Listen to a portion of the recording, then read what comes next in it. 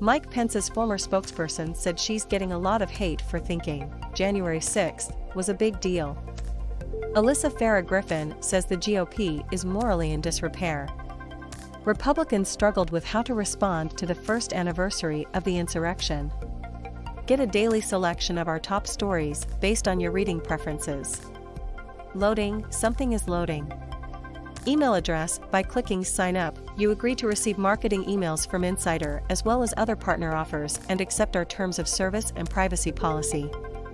Alyssa Farah Griffin, a former spokesperson for Vice President Mike Pence, said the Republican Party needs to acknowledge we are morally in disrepair.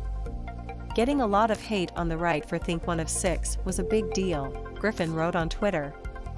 She also recalled how a violent mob hunted for Pence and called for him to be hanged on the steps of the U.S. Capitol.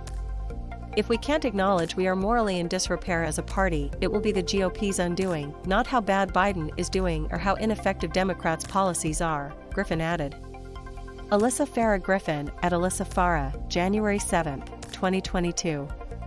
A longtime Hill staffer before moving to the Trump White House, Griffin's frustration comes just a day after the first anniversary of the deadly Capitol insurrection. Democrats planned a day of tributes and delivered scorching speeches about former President Donald Trump's role in sparking the riot. Many Republicans were much more muted in response. Representative Liz Cheney of Wyoming and former Vice President Dick Cheney, her father, were the only Republicans present in the chamber when the House observed a moment of silence. Trump and other potential 2024 hopefuls lashed out at Democrats and the media for putting too much focus on the day. Representatives Matt Gaetz and Marjorie Taylor Greene falsely pushed a conspiracy theory that the real story about the insurrection was the FBI's role in it. Griffin is far from the only former White House aide to publicly vent about the GOP struggles.